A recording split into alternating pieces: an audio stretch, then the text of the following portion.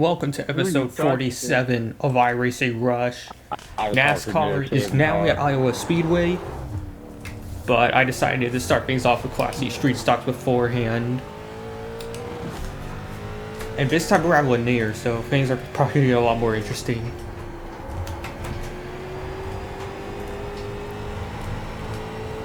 Green flag. Whoa, I'm drifting way out. I'm trying to do a sweeper lane, or sweeper lap.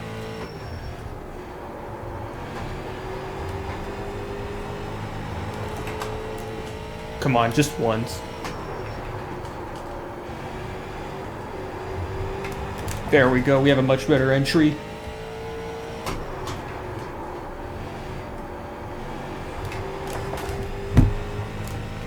To the line, what do we get?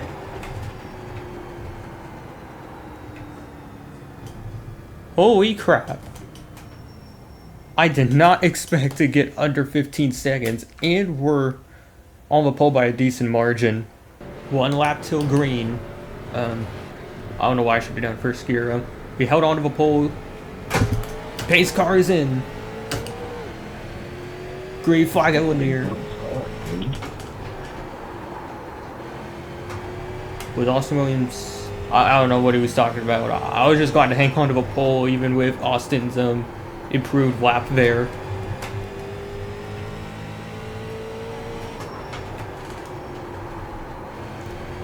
First lap going good. Slowly pulling away thanks to a bow behind between John Morin and Austin Williams. My bad, Morin. My spotter said it's clear. I didn't mean to take you back to you like that.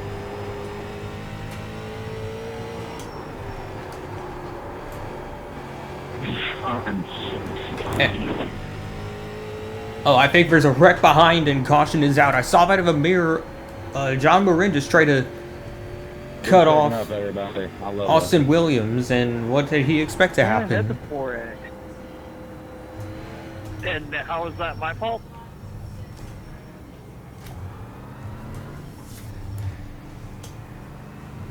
So yeah, another reason to be on pole. You'll get to avoid crap like that. We are one lap till green, and the whole field behind is literally not forming up at all. I don't know what second place is doing. Might as well just get the jump because to hell with it. And we're back, green flag. Roscoe Collins is now up to second.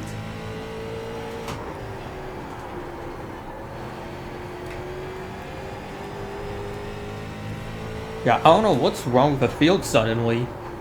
I never have that problem where it's literally the entire field not forming up. Usually it's just a couple drivers causing issues. Someone is stopped. That's Tanner Smith. And I wonder if Zach Harmon had something to do with it, and that's why he tried to apologize in the chat.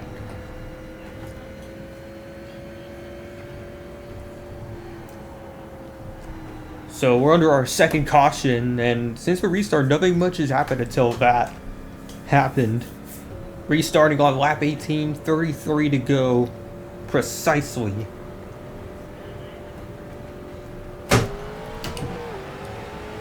Another good jump, and it's green flag once again. Oh, I missed that corner completely. Nothing to worry about those. We still pulled away from Larry behind in the 15 car. Another one stopped down low. That's Salil Denny, and we have another caution at Lanier, just past halfway.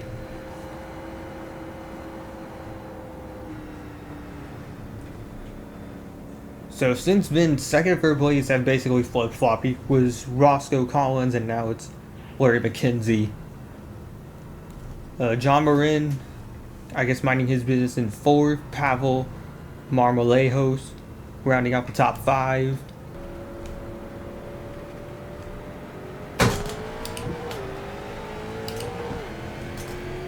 A terrible start for Larry behind. He had no jump at all at the start, while Roscoe did pretty decent. He stayed within half a second of me.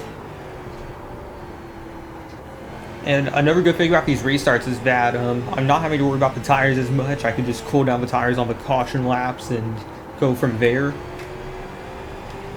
But will Roscoe have the pace to close in on me? Once we cross the line, he'll have only 17 laps to do that as well. Go sideways off 4. Another slow car, that's John Marin. I can't tell if he was just coming out of a pit or something else happened to him once again.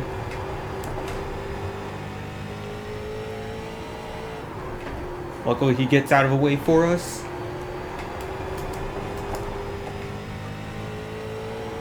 Still sideways out of the corners as well. Now it's on entries. What the hell is wrong with the car?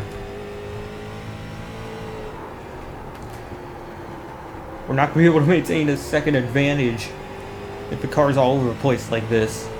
3 laps to go at Lanier. The gap is now open up to over 2 seconds to Roscoe Collins.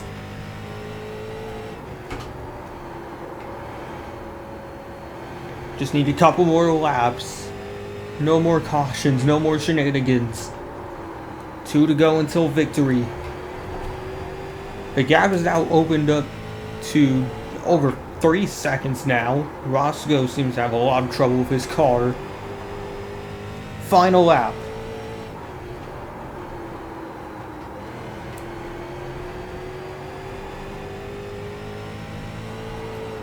Hopefully this is a start of an even longer winning streak than last time. Checkered flag is out. Another Class C victory for us in the street stocks.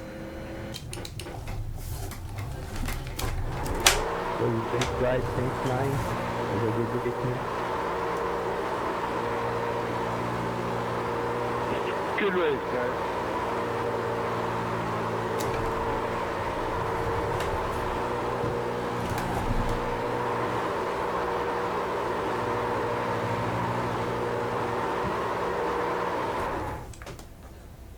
Well, we're now at Iowa Speedway, but even though we've been having a good run of cup races as of late, I am not looking forward to this at all. In practice, every time I wanted to enter a corner, the car just wanted to slide out, no matter what adjustments I made. The car's being a complete joke. I just hope that this little tactic right here can help me out.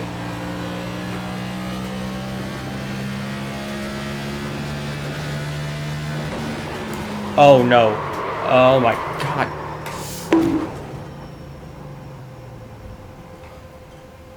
Real freaking lucky not to get a 2x from that, but tires are probably going to be killed, so we're going to have to try that again.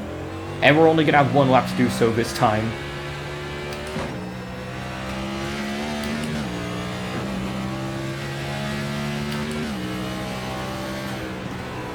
Through 3 and 4 again. Try to set the car up.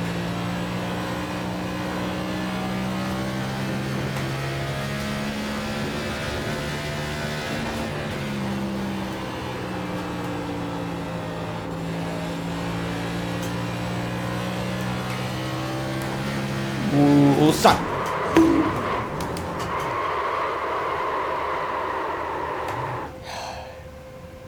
Is everything a freaking joke now? Well, after that horrid qualifying session, we have to start 22nd on the grid. We'll see how many spots we can gain at the start, but I don't think we're going to get close to the lead at all. Yet again, though, this is a short track, and these races tend to have a lot of cautions, so who knows, if we get enough cautions, we might work our way towards the front and maybe contend for the win.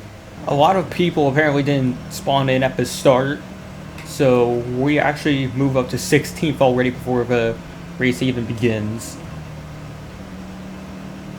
Hopefully that's a good thing. I know, though, that if you're up a few more spots like this at this part of the field, then you're probably in the eye of the storm, and that's where a lot of the wrecks tend to happen, the middle of the field. Joao Charamello, 23.633 gets him the pole. Josh Matzdorf gets him second. Chad Shepard and Timothy Kane are row 2. 12 is leaving a lot of freaking space for no reason. You gotta get up there. Green flag.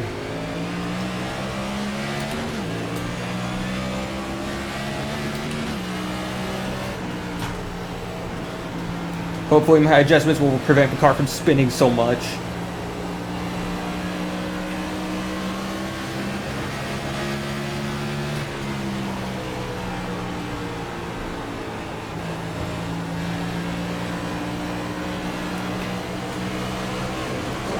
Getting blocked by the 19. I'm having such a better exit than him, and he wants to block. Swooping back down to be inside. We have 3 wide up ahead, and we have contact. Whoa, 12 is jumping all over the place. Oh, I think we gained a couple more spots there. Important thing is, this early in the race, we cannot overslip the tires at all. These short tracks will burn them out a lot quicker.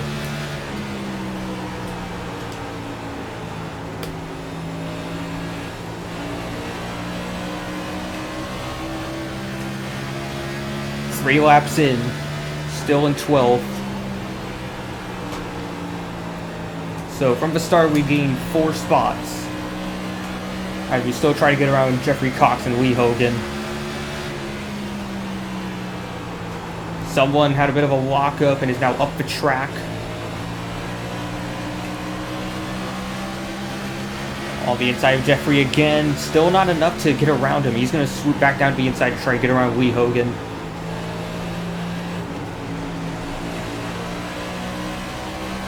Whoa, whoa, whoa. And we have a... Yep, that was going to be a wreck. I knew this was going to happen eventually. And that 12 is also going to clonk the wall. Oh my god, I'm on the brakes as hard as I can get, and I just keep getting into these motherfuckers sliding up.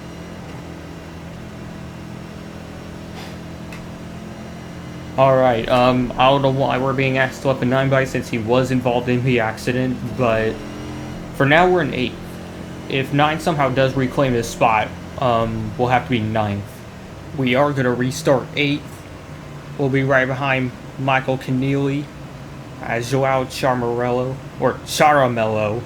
will lead us back to the green again.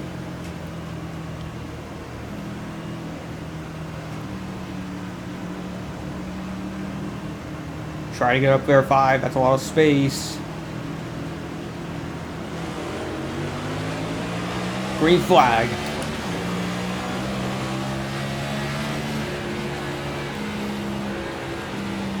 Switching down low.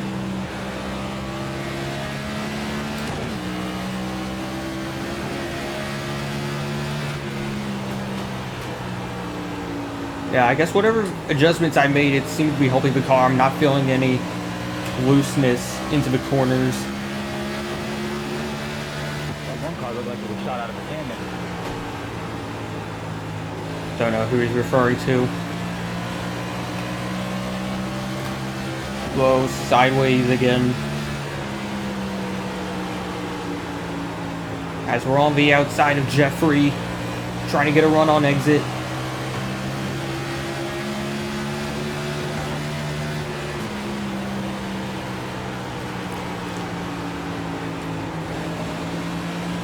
We might have the spot here if we can somehow nail the exit.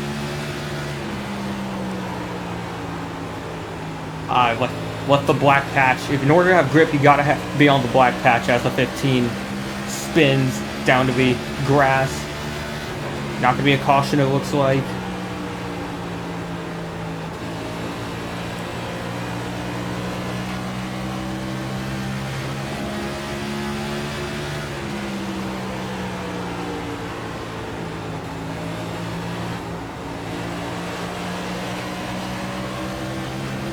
I feel like I'm not even pushing the car and I'm already feeling tightness, and that's why I'm not able to get around, clear Jeffrey. Can't park there. Who's trying to park there? Finally, we clear him. As he somehow closes in on our bumper again.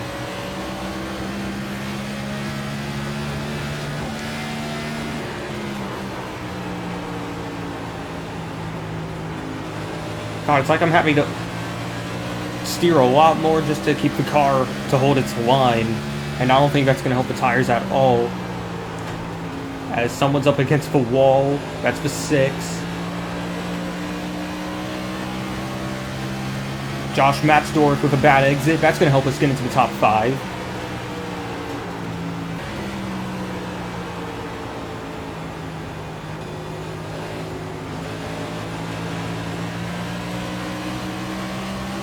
Jeffrey with a huge run on the outside. I think the grip is actually leaving the inside, and that's probably why we're not getting any runs down there.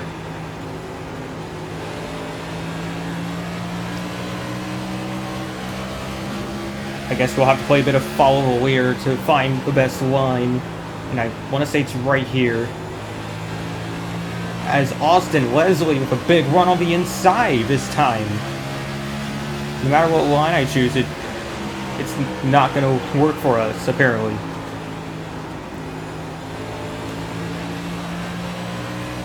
Austin up into the top 5 as, oh god.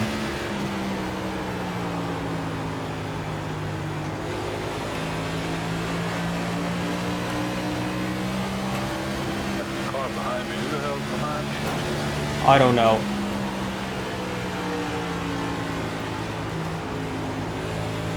All I know is that we're now down to 7 because Jeffrey is having a lot more pace than me.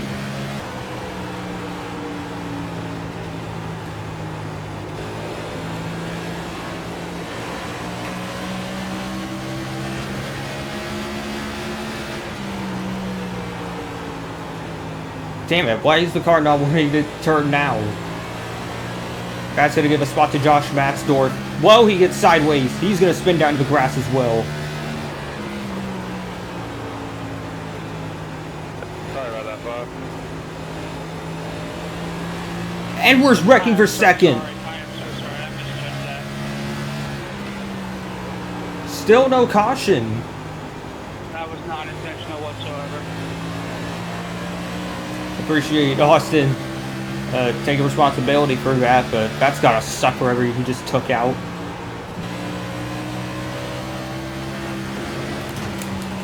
Oh my. Right, everyone's promised. Yeah, we're gonna get a bunch more, buddy. You're good. I don't know what the hell they're saying, but we had a big moment down the back straightaway. The car suddenly doesn't know how to drive a straight line either. 3 wrecks and no yellow. As we try to get down the inside of Michael Keneally, Jeffrey has now moved up to 3rd.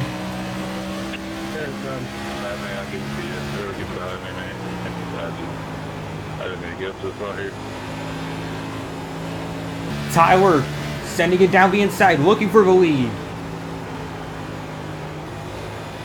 Whoa, real close, maybe a bit of contact. As Jeffrey spins it out, and I almost did as well. Synchronized spinning out here. Help you out.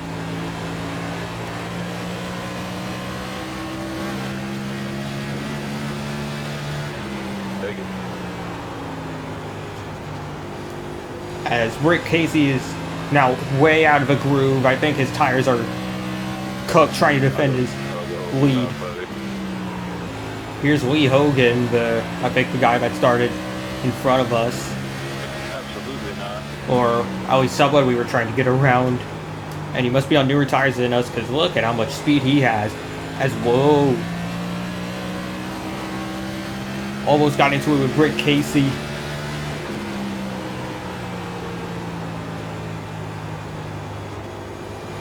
Real close again there. Britt is kind of all over the place at the same time.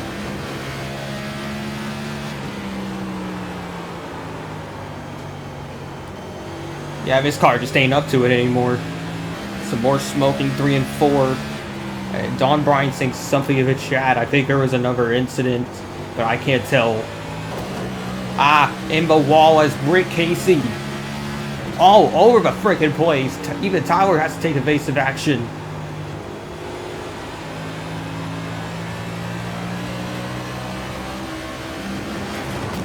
Oh my god, no! No, please don't tell me that damaged my suspension. I'm not even full throttle and it's freaking throwing me off. As Rick Casey is also sideways once again.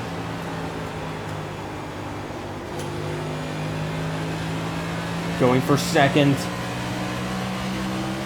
It's like I have to keep blipping the throttle on that exit of 2.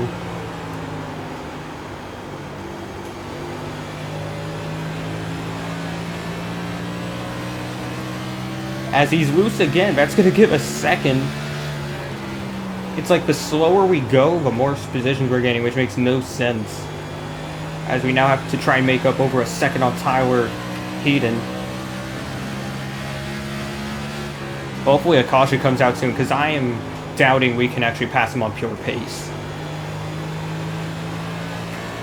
See Austin Leslie coming back to second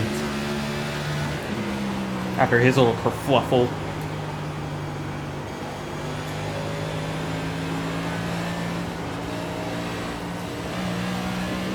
Wow, we're all just all over the place. Tyler completely losing it, and that's going to give Austin a chance at the lead. Come on, Tyler, where's the fight? So because of that, we're probably never going to get the lead now. Just look at how quick Austin is. Nice gap behind 17. Let me back. Thank you. And Tyler is now on the apron, sending it to the pits. Something must be majorly wrong with his car. Josh trying to look down the inside to take my spot away.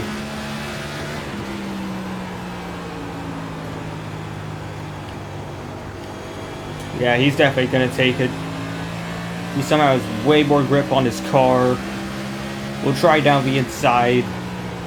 A little switchback might do a trick. No, it's not.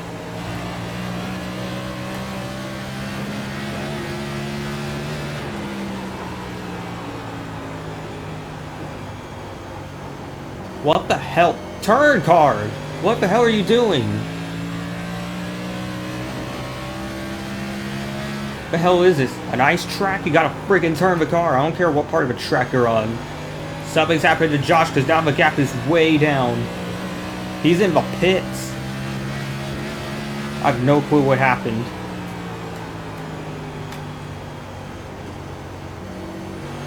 I just know this car is now an absolute wreck. Even with no damage. Having to turn a whole lot, brake a whole lot just to get through the corner. As the gap continues to open.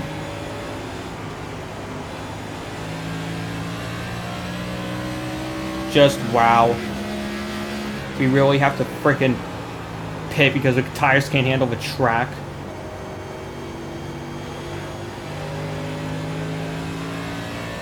Yeah, this is 2008 Indianapolis all over again, so...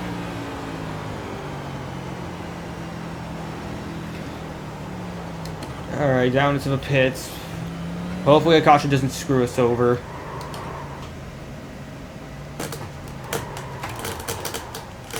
Oh my god, even in pit lane it wants to frickin' not do its frickin' job. It just slid out all the way. There's no excuse for that. This frickin' car cannot handle anything.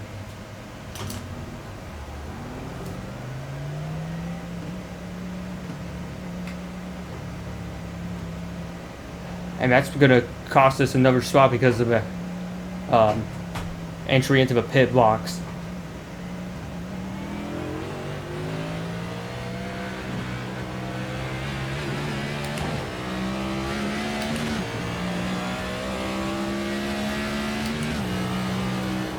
Alright, we're on new rubber. I think we're definitely a lap down as Jason getting cut off big time.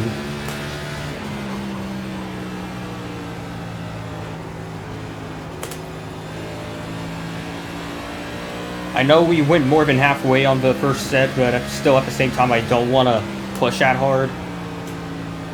I'm still going to try to save tires. As we get around Jeremy Lawson, that's going to bring us up a place. What the hell is Brian Heatsay doing for his tires? I don't know how he's still up there and hasn't pitted.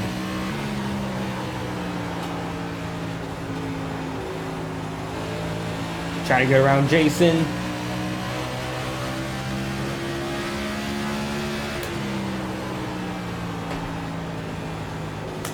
Wearing him into 3.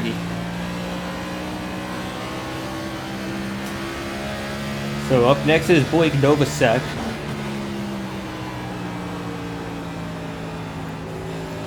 Gotta be able to close in quick because if a caution does come out, we're definitely not getting the lucky dog, I don't think. And we have to make up our time somehow from what we lost in the pit stop. I honestly don't get it, though, because we had 2 different wrecks which should have been cautions, but weren't.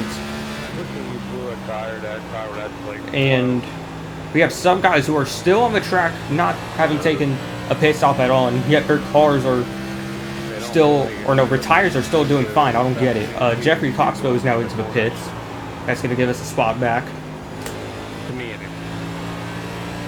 And we're slowly closing in on Blake Novacek. Little loose out turn 4, but nothing to worry about. We're now within half a second to Blake.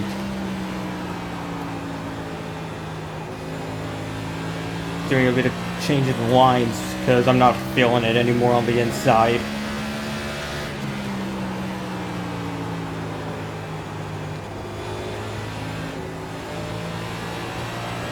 Turns 3 and 4 though, still feels okay. We just gotta send it and hope it sticks.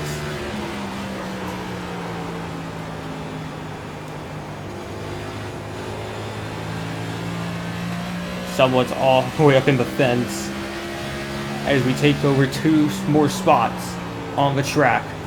Brian Heatze, I think, is going a lot slower now because he's on very old tires with 15 to go. But there's no way we can make up a whole lap in just 15 laps, even at a short track. There's no way.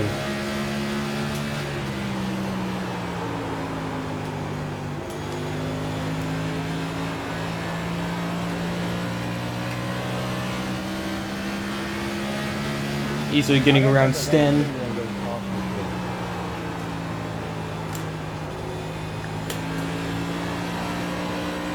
Come on, just 1 caution, that's all we freaking need. Someone wreck, please. I'm coming for you, John.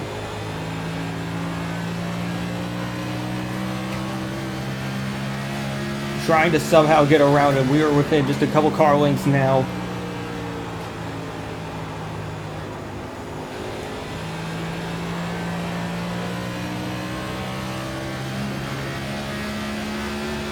What's the leaderboard like now? Brian Heatze, the gap is going down, but I don't think it's going to be enough for Tyler to take the lead away. And for whatever reason, actually maybe it's just aero wash. I'm feeling the car get a lot more tight for some reason, but it only happened as soon as I got behind Jean, so maybe that's why. Trying to have a better exit right here. Getting really close to the bumper, but down the straightaway, even the bumps are trying to throw the car off. The car feels so loose on the bumps.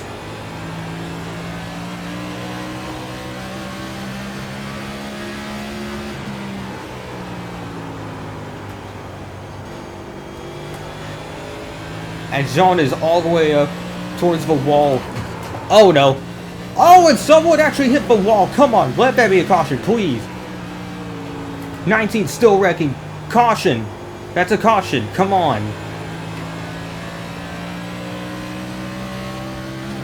iRacing. Why is there no caution? Please explain why we're in 2025 and wrecks like that still aren't cautions.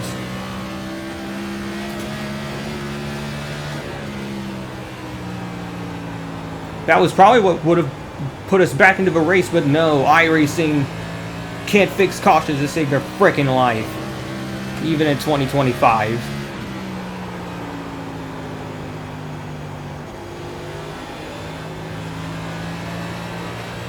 We're now at 2 laps to go.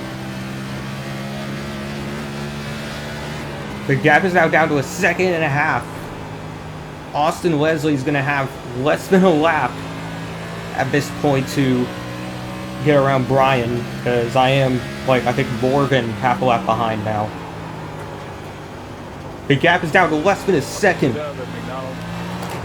Whoa. Ripping sideways. Final lap.